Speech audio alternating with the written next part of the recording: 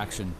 Hi there, everybody. This is Devin Townsend for EMG Pickups, and I'm going to give you a rundown of the guitars and the rig that I'm using for the Deconstruction show tonight in London.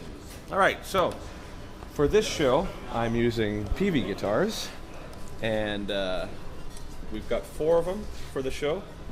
The pickups that I'm using in these ones, I've got an 81, which in my opinion is the best pickup for heavy music. And I've got a 60 in the neck, which is an ideal pickup for that sort of neck sound. It's a bit lower gain, more of a classic vibe. In this guitar, we've got the 81X series, which is a different sort of output, and it gives it more of an open, sort of natural tone. And a 60 in the neck, and an SA single coil in the middle. For these ones here, which is the signature sort of heavy metal model that I've done with PV, we've got the 707 EMG pickups in it. These guitars are cool in a lot of ways. I mean, I'm using a selection of different guitars for different shows, but for the heavy metal sort of vibe, I use these PVs exclusively. And this guitar, it's a mahogany body with a maple cap to try and give it that sort of like Les Paul sort of vibe. 28-inch scale, locking tuners. It's a thick body. It's like, again, I tried to get a body that was similar to a Les Paul in terms of like the mass of it, right? And a buddy of mine made these steel tips for the guitar. If you look on the Deconstruction album notes, there is his email address if you want to get them made. PV decided that they didn't want to make it for the production guitar, but to me that's kind of like one of the best parts about it. So contact Corey if you want them. And I've got another version of it here, which is this white one, which is basically my main guitar. It's more of a prototype, and the same guy who made these tips also made this bridge for me because I like the idea of it being like a telly bridge. Everything's a work in progress for me, you know. They're glow in the dark fret markers on the side, which essentially makes it easier for me to navigate when the lights are out on stage, as they very often are. All the guitars, except for this telly here, which is more of a stock guitar, have the glow in the dark side markers. It's always been an important thing for me. Doesn't stop me from hitting the wrong notes though, because I'm going to claim that as part of my style, but I guess it's a vote of confidence for myself to have the option of it being, somebody else's fault, right? What we typically do here is we put the tunings of the guitar on the headstocks. We're just working on these ones today because these ones have been different, or typically they're always in the same tuning, which is my standard tuning, CG, CG, CE. But for the techs on the side, Armando, who's working with me now, has a very visual reference of what's going to happen tuning-wise. So as far as the guitar rig itself, it's all controlled on stage via my pedal board here, which I got made in Vancouver. Basically everything is secured into this, and when it comes time for show, we just take the lid off of it. It's powered through a Cat 5 cable, so there's nothing that needs to be powered up front. It's just like a stop and drop. It's the Fractal, I think it's the MFC 100 or 101. I'm sure I got the wrong. MFC 101, nice. And this basically gives me the option to access any of the parameters within my Axe Effects, which is the brain of my unit, instantly. It's got a tuner here so I can tune on stage, my tap tempo. You can assign anything in the Axe anywhere. So basically I've got this set up for, the 4 shows. I've got, for example,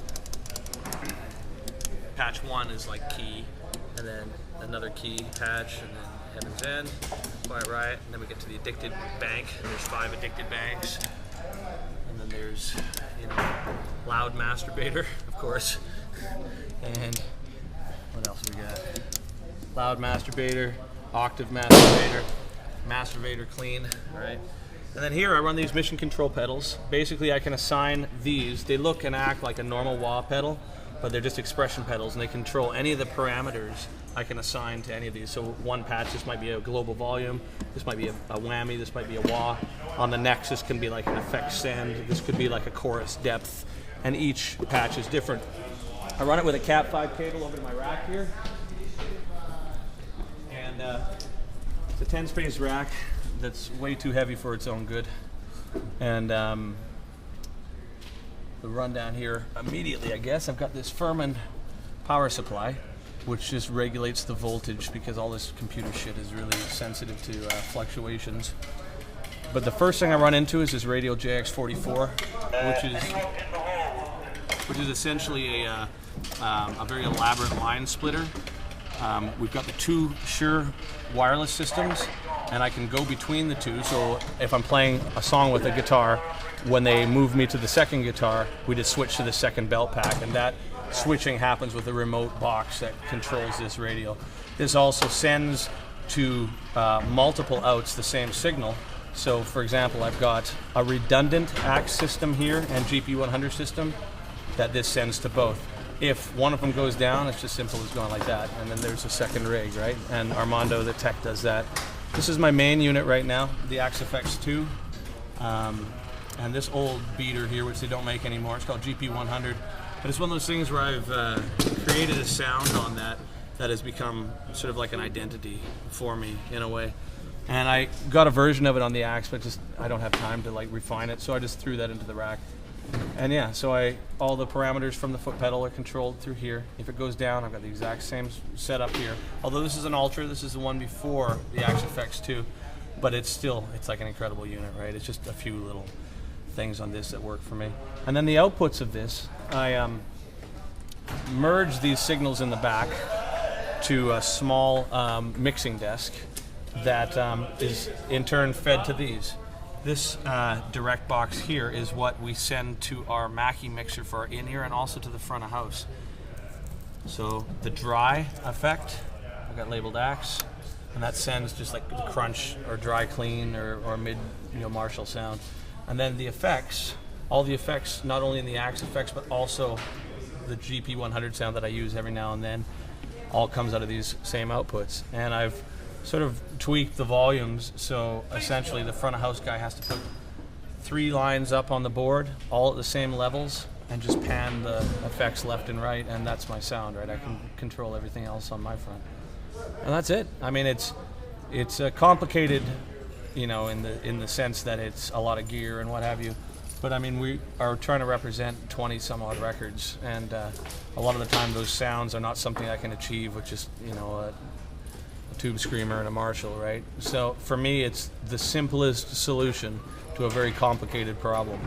That being said, when I'm at home, I've got like a Blues Junior and an analog delay, and I play a Strat, and more often than that, I play an acoustic or a bass. So this really doesn't come out of the box when I'm at home, right?